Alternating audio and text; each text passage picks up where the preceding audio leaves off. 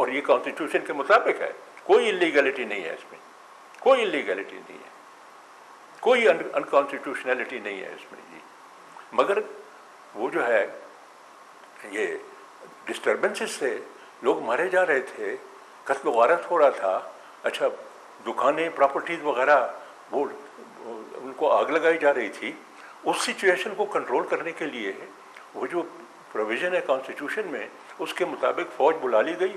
فوج نے ایک نیوٹرل فورس ہے, انہوں نے فوراً آ کر کے کنٹرول کر دیا سچویشن کو اور پھر چلے گئے واپس بیرک میں. اب یہ کیوں ہیزیٹیٹ کر رہے ہیں, اب یہ کیوں ہیزیٹیٹ کر رہے ہیں, کیوں ہچکچاہٹ کیوں ہے, کیا پرابلم ہے ان کا؟ وہی جو میں نے آپ کو پہلے بتایا, ان کے جو کرتوت ہیں وہ سرفیس کر جائیں گے, انویل ہو جائیں گے, لوگوں کے نوٹس. صاحب کیسے دیکھتے ہیں کہ چیف آف آرمی سرجن اشفاق پرویز کیانی نے یہ کہا ہے کہ اگر فوج کو کراچی کے لیے بلایا جاتا ہے, حکومت بلاتی ہے تو وہ اس کے لیے تیار ہے. اس بیان کا جو سیاق و سباق ہے اس کو آپ کیسے دیکھتے ہیں؟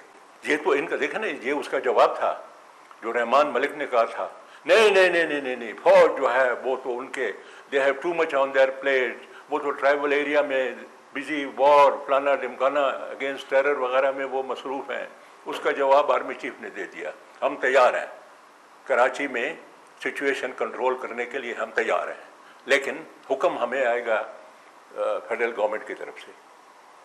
فیڈرل گورنمنٹ نہیں دے رہی ہے حکم. لوگ مرتے جائیں, لوگ شہید ہوتے جائیں, لوگ بی ہیڈ ہوتے جائیں, کسی کا باپ, کسی کا بھائی, کسی کا شوہر, کسی کا کزن, کسی کا کیا جی, غریب لوگ.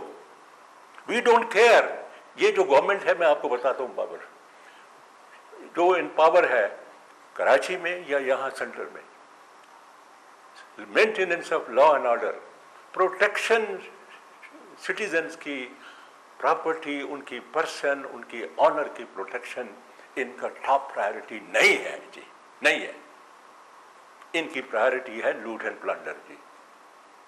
قائد اعظم نے سب سے پہلے 11 ستمبر کو جو ان کی تقریر تھی اس میں کیا ہوتا ہے, top priority of any government is maintenance of law and order and protection of person, honour, property of citizen جی.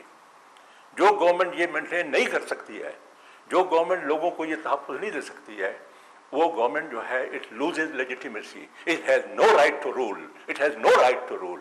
سمجھیں کہ کراچی میں لوٹ مار کا سلسلہ جاری ہے, مختلف گروپس آپس میں لڑ رہے ہیں, قبضے ہو رہے ہیں, زمینوں پر قبضے ہو رہے ہیں, علاقوں پہ قبضے ہو رہے ہیں, اور یہ مسئلہ پیچیدہ ہے.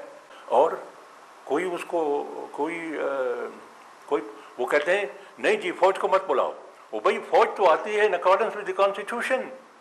فوج خود تو نہیں آ سکتی ہے, not in aid of civil. In aid of civil تو فوج تب آئے گی جب آپ بلائیں گے ان کو.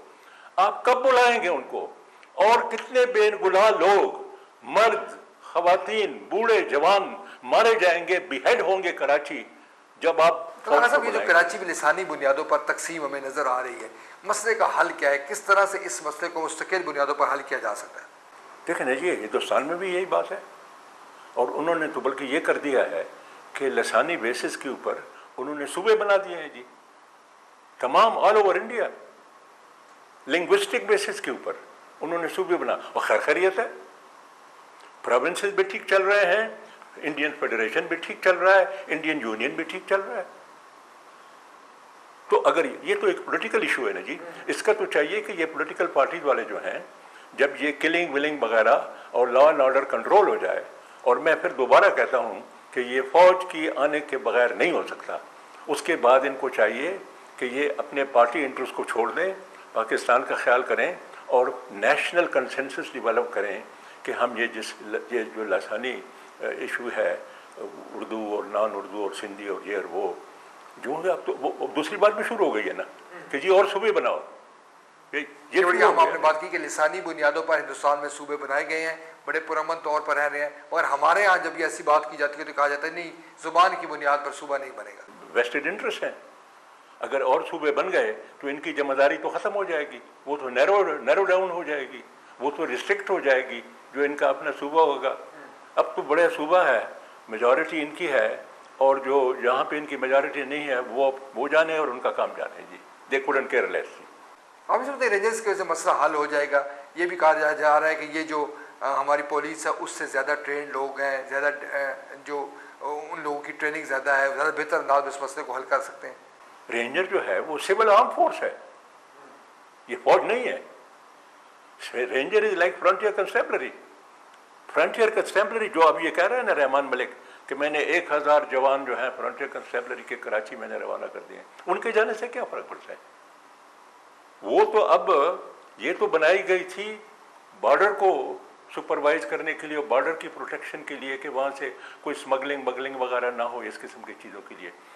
یہ اس کے لیے تو نہیں بنائی گئی ہے کہ آپ ان کو لے جائیں کراچی میں جہاں کا جغرافیہ بھی ان کو پتہ نہیں ہے کہ لیفٹ کدھر ہے رائٹ کدھر ہے کون ہے کیا نہیں ہے, اور آپ ان کو لے جا رہے ہیں اور ایک ایسے آپریشن میں ان کو آپ انوالو کرنا چاہتے ہیں جس کے لیے ان کی نہ کوئی تیاری ہے نہ. اچھا, اور دوسری سب سے بڑی بات یہ ہے کہ یہ فورسز اب ڈسکریڈٹ ہو گئے ہیں. دیکھیں نا رینجر تو کراچی میں کافی عرصے سے ہیں, ڈسکریڈٹ ہو گئے ہیں.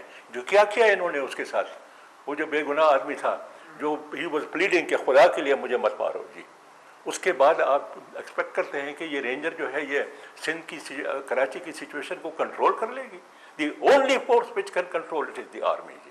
اینڈ وی نو کہ یہ پالیٹیشین جو ہے ان پاور کراچی میں ہے یا اسلام آباد, یہ فوج کو لوگ یہ کہتے ہیں کہ پولیس سے بڑی تعداد میں اپنے لوگ مختلف سیاسی جماعتوں نے بھرتی کی ہیں, یہی وجہ ہے کہ پولیس غیر مؤثر ہو گئی ہے. جب بھی کوآپریشن ہونے لگتا ہے تو اندر سے اطلاع جو ہے ان لوگوں تک پہنچ جاتی ہیں. بالکل بالکل جی. پولیس میں انہوں نے, اور میں یہ آپ کو بتانا چاہتا ہوں کہ یہ ہوا ہے پی پی پی کے وقت سے, انہوں نے پولیس میں اپنے لوگوں کو, کرمنل ایلیمنٹ کو, سب کو اندر ٹھونس دیا ہے جی. تو یہ پولیس کیا کرے گی؟ یہ پولیس تو صبح جاتی ہے, وہ جو ان کا لوکل پولیٹیکل باس ہے اس کو سلام کرتی ہے جی.